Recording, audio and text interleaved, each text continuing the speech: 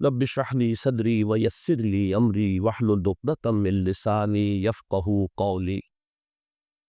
اللهم ربنا الهمنا رشدنا واعذنا من شرور انفسنا. اللهم ارحمنا بالقرآن العظيم. اللهم اجعله لنا اماما ونورا وهدى ورحمة.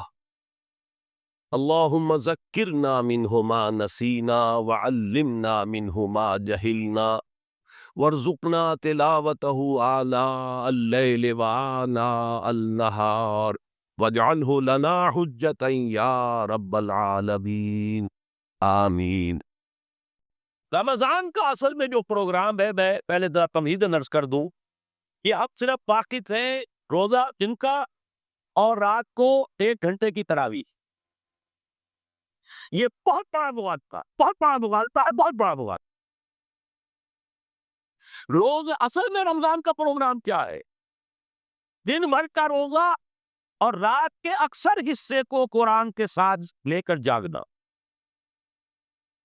لیکن حکمت خداوندی نے پہلے حصے کو تو فرض کیا ہے، دوسرے کو فرض نہیں کیا، اس کو ترغیب اور تشریف پر چھوڑ دیا۔ لیکن اس کی جو اہمیت ہے میں چاہتا ہوں کہ پہلے اچھی طرح اس کو سمجھ لیں آپ۔ دیکھیے پہلی حدیث اس میں ہے سلمان الفارسی رضی اللہ تعالی عنہ قال خطبنا رسول اللہ صلی اللہ علیہ وسلم فی آخر یوم من شعبان۔ اللہ کے سلمان فارسی سے مروی ہے، انہوں نے فرمایا کہ خطبہ ارشاد فرمایا ہمیں اللہ کے رسول نے صلی اللہ علیہ وسلم شعبان کے آخری دن۔ فقال، آپ نے ارشاد فرمایا، یہ خطبہ طویل ہے، میں نے صرف شروع کے چند جملے یہاں نقل کیے ہیں۔ یا ایھا الناس قد اظلکم شہر عظیم، اے لوگوں تم پر ایک بہت عظمتوں والا مہینہ سایہ فگن ہو گیا ہے۔ دیکھیے سایہ فگن سے وہ انگریزی کا وہاں پہ آپ کے ذہن میں آنا چاہیے، coming events cast their shadows before.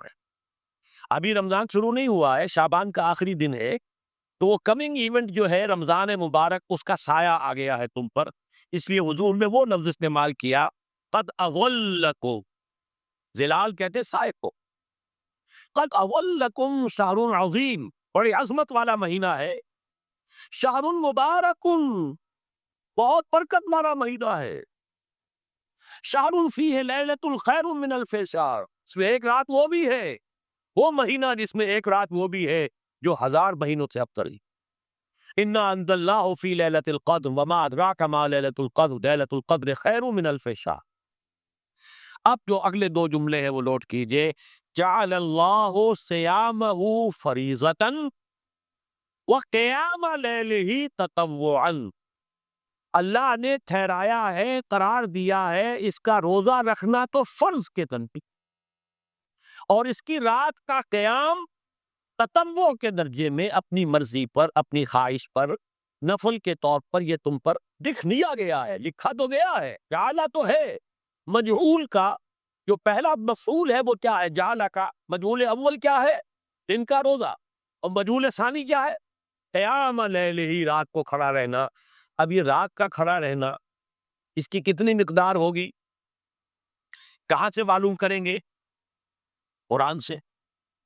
جب یہ لفظ آیا ہے سورہ مزمل میں، یا ایھا المزمل قم اللیل الا قلیلا نصفہ او انقص منہ قلیلا او زد علیہ ورتل القرآن ترتیلا، یہ معنی ہے اے یہاں کپل پہ لمٹ کر لیٹنے والے، کھڑے رہا کرو رات کو سوائے اس کے تھوڑے سے حصے کے، یعنی آدھی رات یا اس میں تھوڑا سا کم کر لو، جسے پھر کہا مفسرین نے 1/3 رات کم سے کم، اور زد علیہ، یا آدھی پر بھی کچھ زیادہ کرو، یہ 2/3 رات ہو گئے۔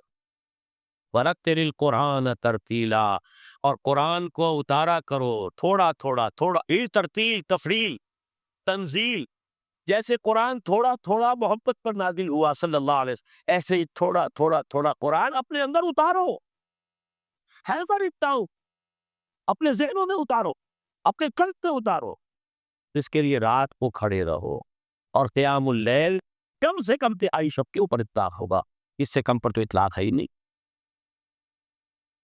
اگلی حدیث پڑھیے، اور یہ ہے جو عام طور پر ہر مسجد میں بھی آج کل خوب یہ گونج رہی ہوگی حدیث بیان ہوتی ہے، اس لیے کہ بخاری اور مسلم دونوں میں موجود ہے، متفق علیہ روایت ہے، اس سے اونچا تو درجہ سند کے اعتبار سے تو حدیث کا کوئی اور درجہ اس سے اونچا ہے نہیں۔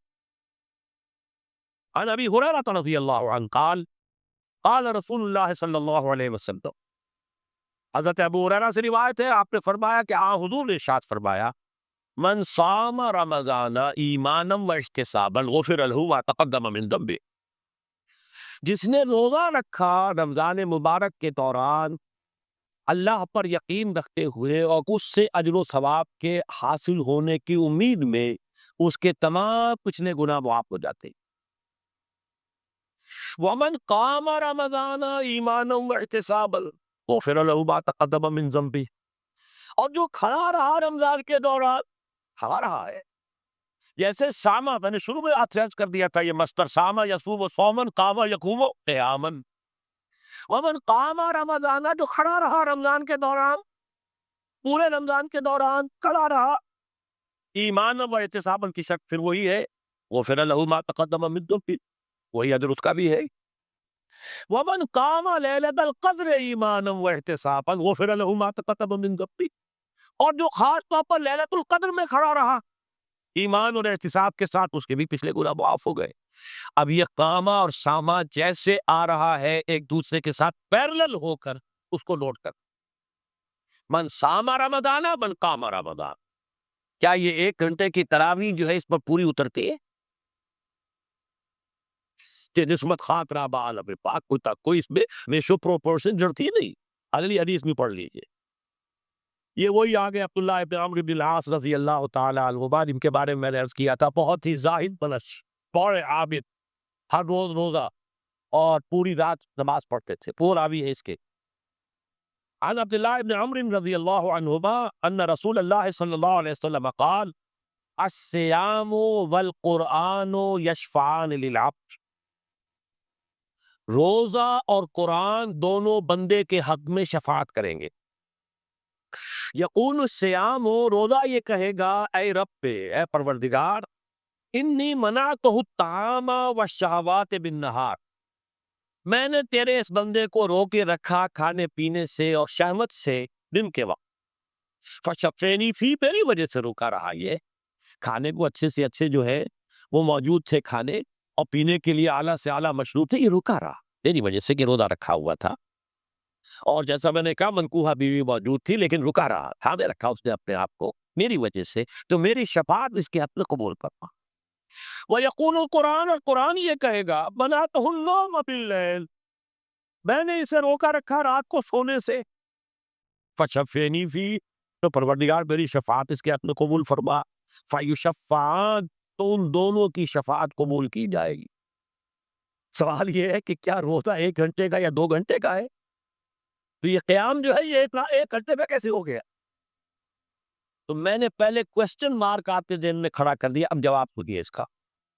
جواب یہ ہے کہ اس کو اللہ تعالیٰ کی حکمت یہ تھی کہ اسے فرض کیا جائے، اس کو معلوم ہے، عَلِمَ أَنَّ سَيَكُونُ مِنكُمْ مَرْضَىٰ وَآخَرُونَ يَضْرِبُونَ فِي الْأَرْضِ يَبْتَغُونَ مِنْ فَضْلِ اللَّهِ وَآخَرُونَ، اللہ کے علم میں ہے میرے کچھ بندے ہوں گے بیچارے غریب مستور، دن پر مشقت کریں گے، محنت کریں گے، وہ روزہ ہی رکھ لیں، بہت بڑی بات ہے، بہت بڑی بات۔ رات بھر کا قیام کیسے کریں گے؟ 2 تہائی رات کیسے کھڑے رہیں گے؟ آدھی شب کیسے ممکن ہے؟ لہٰذا فرض نہیں کیا، حضور نے بھی فرض نہیں کیا، نہ اس کو آپ نے لازم کیا، نہ اس کے لیے وہ دھوڑ دھاڑ جو لوگوں سے کہا کہ ضرور پڑھو، چھوڑ دیا، پڑھو، اصل لوگ پڑھتے تھے اپنے طور پر۔ اب یہ کہ کوئی آدھی رات کھڑا ہے، کوئی تہائی رات ہے، کوئی پوری رات ہے، حق ہے اللہ کے بدلے۔ لیکن 3 دن حضور نے یہ باجماعت نماز پڑھا دی، لیکن پڑھائی ہے وہ تہجد کے وقت، یعنی لوگ رات کے وقت جو بھی ہے کھڑے ہیں، جاگ رہے ہیں، قرآن پڑھ رہے ہیں، لیکن یہ کہ خاص تہجد کے وقت آپ اپنے حجرے سے برآمد ہوئے تو لوگ جمع ہو گئے، آپ کے گرد جمع ہو گئے، آپ نے 3 دن یہ 8 رکعتیں جو تہجد کی حضور کی ہوتی تھی، وہ آپ نے 8 رکعتیں پڑھائیں باجماعت، لیکن وہ وقت تہجد کا تھا، یہ نوٹ کر لی۔ چوتھے دن بھی صحابہ منتظر رہے، کیا حضور برآمد ہوں گے، تشریف لائیں گے؟ نہیں آ رہے حضور، وہ کچھ کھنگار بھی رہے ہیں، کہیں پتہ نہیں حضور کہیں اونگ نہ آ گئی ہو تو ہماری آوازوں سے جاگ جائیں، پھر بھی نہیں آئے حضور۔ اگلے روز آپ نے فرمایا کہ میں جان بوجھ کر نہیں آیا، میں اگر یہ متواتر تمہیں پڑھاؤں گا تو یہ تم پر فرض ہو جائے گی۔ یہ ہے وہ رافت اور رحمت، بالمومنین رؤوف الرحیم، جو اللہ تعالیٰ کی شان ہے رحمان الرحیم ہونے کی، بالمومنین رؤوف الرحیم۔ یہ محبت الرسول اللہ بھی ہے، تم پر یہ سختی جو ہے یہ تمہارے لیے قابل برداشت نہیں ہوگی، لہذا میں نے یہ 3 دن سے پڑھائی ہے، اگر مسلسل پڑھاتا تو فرض ہو جاتا۔ یہاں تک تو ہے حکمت نبوی کا معاملہ، اب آیا حکمت صحابی یا حکمت خلیفہ راشد۔ یہی معاملہ رہا حضور کی حیات طیبہ کے دوران، یہی حضرت ابوبکر رضی اللہ تعالیٰ عنہ کی خلافت کے دوران، یہی حضرت عمر کا بھی ابتدائی دور۔ لیکن دور خلافت عمر فاروق کے دوران یہ واقعہ آیا کہ حضرت عمر داخل ہوئے مسجد میں، دیکھا رات کے وقت ابھی کوئی باجماعت تراویح کا کوئی انتظام نہیں تھا۔ آپ نے دیکھا کچھ لوگ مسجد کے اس کونے میں کھڑے ہیں، ایک حافظ ہے، سادے تو حافظ نہیں ہوتے تھے نا، تو کوئی حافظ ادھر، انہوں نے 5 6 7 8 آدمیوں نے کسی حافظ سے گزارش کی، وہ انہیں قرآن سنا رہا ہے، وہ کھڑے سن رہے ہیں۔ کوئی دوسرے کونے میں ایک دم کٹا ہے، کوئی تیسری طرف ہے، کہیں ہے، تولیوں کے اندر لوگ جو ہے وہ قیام اللیل کا حق ادا کر رہے ہیں۔ آپ نے فرمایا کیا ہی بہتر ہو کہ یہ سب جمع ہو جائے کہ امام کے پیچھے، اور پھر یہ کہ اسے عشاء کے ساتھ متصل رکھ دے، تاکہ جس کو جس کو کہتے ہیں عربی میں ما لا یطلب کلہ لا یترک کلہ، اگر کوئی شے کل کی کل حاصل نہیں ہو سکتی تو کوئی شخص بھی مسلمان بالکل محروم نہ رہ جائے، کم سے کم یہ 20 رکعت تراویح تو پڑھے اور قرآن سن لے، تاکہ کسی نہ کسی درجے میں تو اس کا بھی حصہ ہو جائے اس کی برکات میں سے۔ یہ ہے حکمت حضرت عمر فاروق کے فیصلے کی۔ اور چونکہ حضور نے فرمایا علیکم بسنتی و سنت الخلفاء الراشدین المہدیین، تم پر لازم ہے کہ میری سنت کو اور میرے خلفاء راشدین کی سنت کو مضبوطی سے پکڑو۔ یہ وجہ ہے کہ فقہاء اربعہ جو ہیں ہمارے، وہ سب کے سب اس کو واجب کے درجے میں رکھتے ہیں، اس لیے کہ یہ فیصلہ حضرت عمر کا، عمر خلیفہ راشد ہے رضی اللہ تعالی عنہ، لہذا یہ نظام بن گیا تراویح کا۔ اب میں اس کی نفی نہیں کر رہا، لیکن جو سمجھتا ہے کہ اس سے اصل حکمت اور غرض و غایت پوری ہو گئی، وہ مغالطے میں مبتلا۔ یہ تو علی الاقل کم سے کم اس درجے میں کہ ہر مسلمان کم سے کم اس درجے تک تو جو ہے وہ کچھ نہ کچھ حظ حاصل کر ہی لے، اور وہ اس سے محروم نہ ہو، بالکل ہی۔ ما لا یدرک کلہ لا یترک کلہ، اس درجے میں حضرت عمر کا فیصلہ ہے، اور اسی کی وجہ سے ہمارے خلفاء، ہمارے جو ائمہ اربعہ انہوں نے قبول کیا ہے۔ اور یہی اس مسئلے کا حل ہو جائے گا جو اہل حدیث حضرات اس کے اوپر جو ہے چیلنج بھی شائع کرتے ہیں، کوئی ثابت کر دے حضور سے 20 رکعتیں تو ہم اتنے لاکھ، ہم بھی کہتے ہیں کہ حضور سے ثابت نہیں ہے، کون کہتا دعویٰ ہی نہیں، یہ تو حضرت عمر کا فیصلہ ہے۔ حضرت عمر کا فیصلہ، خلیفہ راشد کا فیصلہ، اس کو امت نے قبول کیا ہے، لہذا وہ نظام ہے، رہے گا۔ اور یہی جو ہے آپ کو معلوم ہے، حالانکہ یہاں اکثریت جو ہے وہاں پر وہ اہل حدیث حضرات کی ہے سعودی عرب میں، حرمین میں وہی 20 رکعت تراویح ہوتی، اس لیے کہ وہ ان کا جو آفیشل مسلک ہے وہ مسلک حنبلی، حنفی نہیں ہے، حنبلی مسلک میں بھی یہی ہے، شافعی میں بھی یہی ہے، مالکی میں تو 36 تک کی روایتیں موجود ہیں، 36 رکعت۔ لیکن یہ ہے کہ یہ ہے وہ 20 رکعت تراویح کا معاملہ، اس کی نفی میری بات سے نہ سمجھ لیجیے گا، وہ ٹھیک ہے، حضرت عمر کا فیصلہ ہے۔ پھر یہ کہ یہ آسان ترین ہے کہ عشاء کے ساتھ ہی متصل پڑھ لی، اور آج تو ہماری نیند کا کوئی حصہ اس میں جاتا ہی نہیں، کون سوتا ہے اس سے پہلے، سوال ہی پیدا نہیں ہوتا۔ لیکن یہ جو کہہ رہے ہیں کہ قرآن کہے گا میں نے اسے نیند سے روکے رکھا، اس کا حق کہاں ادا ہوا؟ اس کا حق تو ادا ہوگا کہ تہائی ورنہ نصف شب کے لگ بھگ آپ جاگے قرآن کے ساتھ۔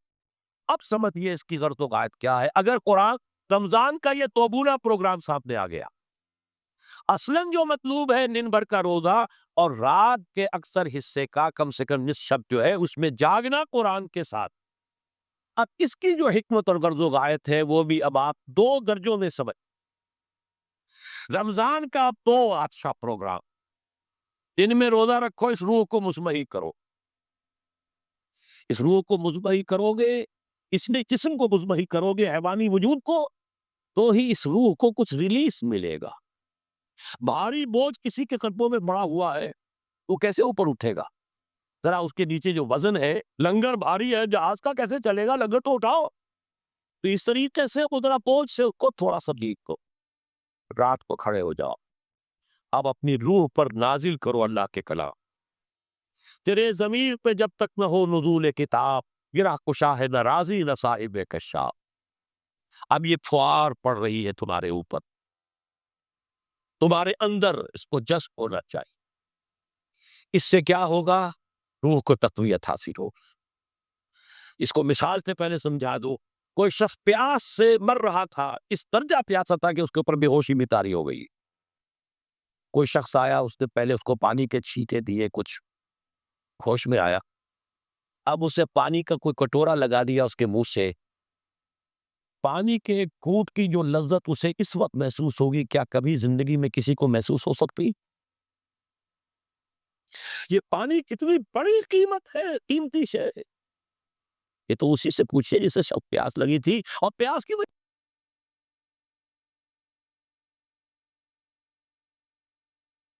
تو بچے ہیں. لہذا ہمیں وہ پیاس محسوس ہی نہیں ہوتی کہ یہ بھی واقعی میرے اندر کوئی پیاس ہے. روح بیدار ہوگی تو وہ پیاس جو اس کے اندر اب پیدا ہوئی ہے وہ کدھر متوجہ ہوگی؟ اپنے پروردگار کی طرف. یہ ربط ہے اگلی آیت کا، آپ پڑھیے. وَإِذَا سَأَلَكَ عِبَادِي عَنِّي فَإِنِّي قَرِيبٌ.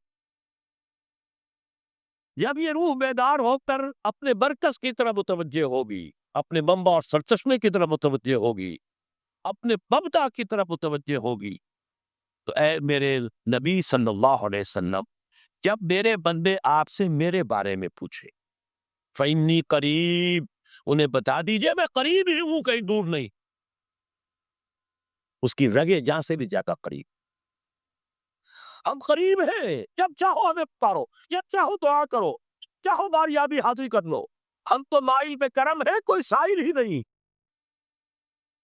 ہم تو ہر روز رات کی آخری گھڑیوں میں سبائے دنیا تک نزول فرماتے ہیں، اور ہماری طرف سے پکارنے والا پکارتا ہے، حل من مستغفر فاغفر لہ. ہے کوئی استغفار کرنے والا کہ میں اسے بخش دوں؟ ہے کوئی مانگنے والا؟ حل من سائل فاعطیہ. ہے کوئی مانگنے والا جسے میں دوں؟ تم سوئے ہوتے ہو. ہم تو غافل نہیں، تو متوجہ تو ہو، آؤ تو صحیح ہماری طرف.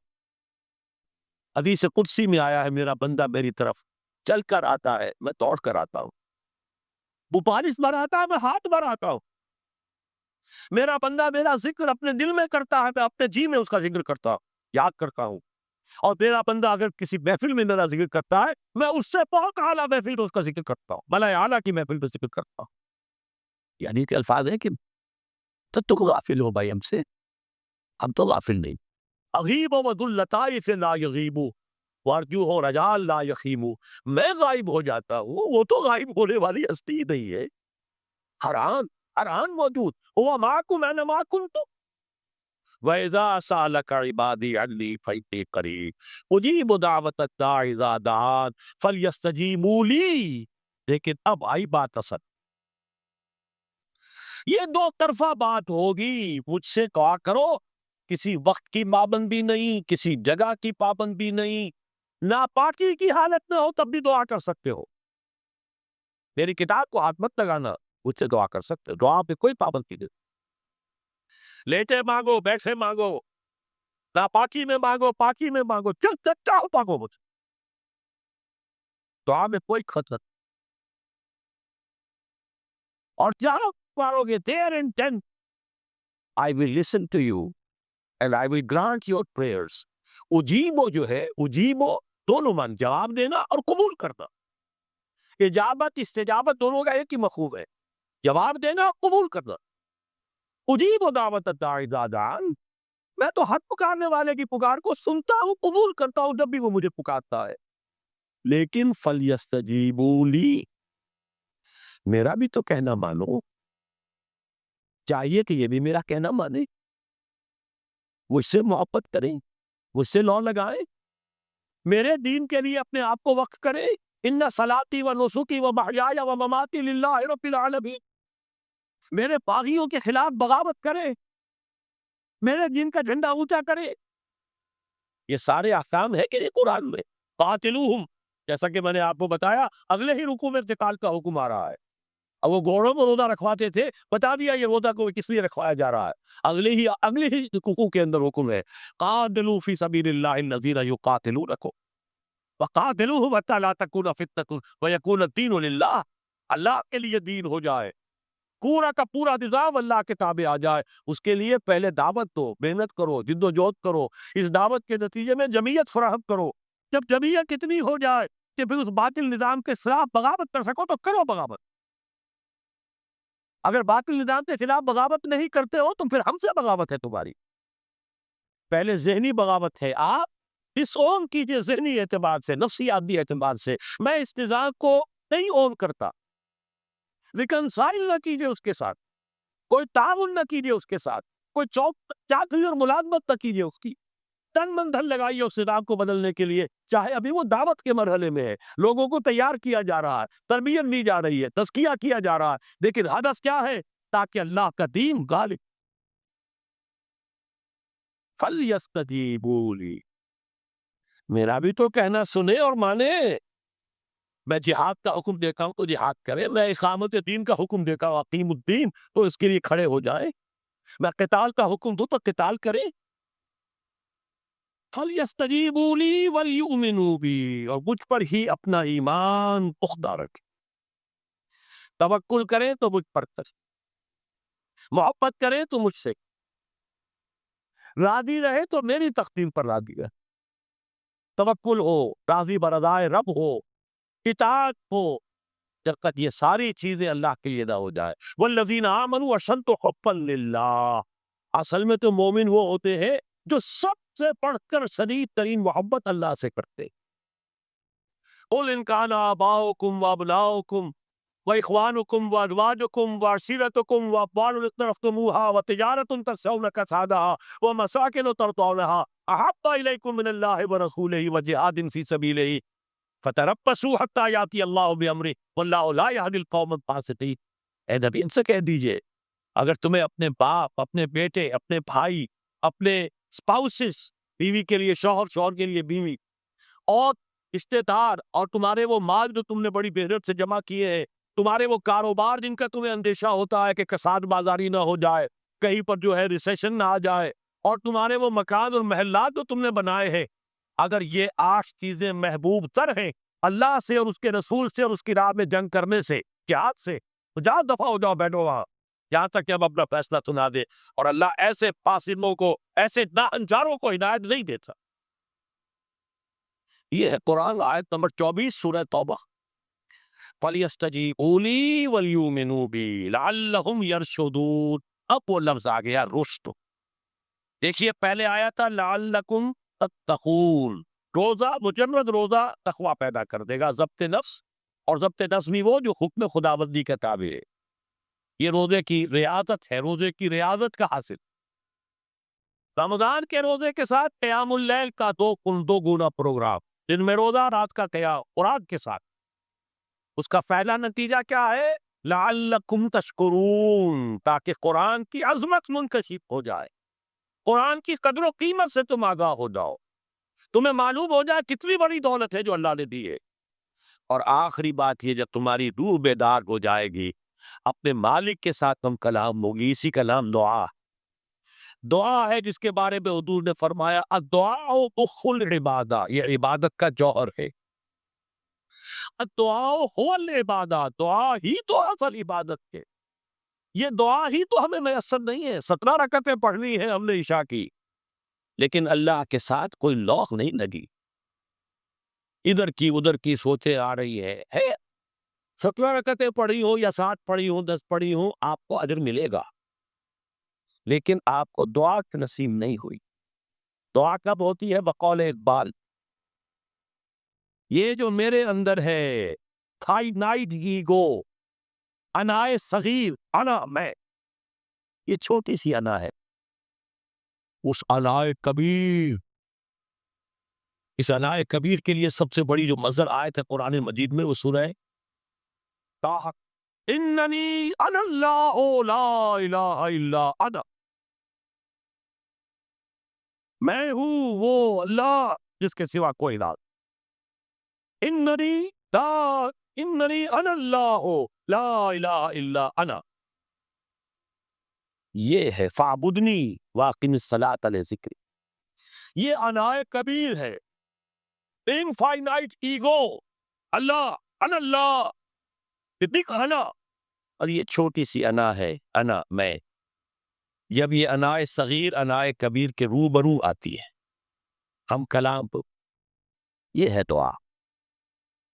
اگر یہ جاگی ہی نہیں، بیدار ہوئی نہیں، ہم کلام ہوئی نہیں، وہ دعا تو حاصل نہیں ہوئی، مخ عبادت جو ہے، جوہر عبادت کا حاصل نہیں ہوا۔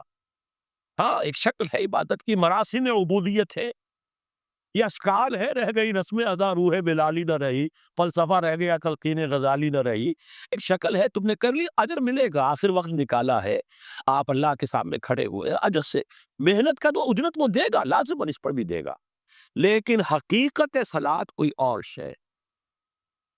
اسی لیے کہا محمد الرسول اللہ صلی اللہ علیہ وسلم الصلاۃ معراج المومنین، اہل ایمان کے لیے یہ معراج کے درجے کی شے ہے۔ معراج میں مکالمہ ہوا تھا، التحیات للہ والصلوات والطیبات، یہ حضور نے فرمایا، السلام علیکہ ایھا النبی ورحمۃ اللہ وبرکاتہ، کس نے کہا؟ اللہ نے فرمایا، السلام علینا وعلی عباد اللہ الصالحین، حضور نے فرمایا اس سلامتی میں تمام اللہ کے نیک بندوں کو شامل کر رہا ہوں، سلامتی مجھ پر بھی ہو اور تمام اللہ کے نیک، یہ مکالمہ ہے، مخاطبہ ہے۔ جب تک یہ مکالمے اور مخاطبے کی شکل نہیں، اگر وہ انائے صغیر جاگی ہی نہیں، سوئی ہوئی ہے، بے ہوش ہے، پڑی ہوئی ہے، سسک رہی ہے یا مر چکی ہے، روح مر بھی جاتی،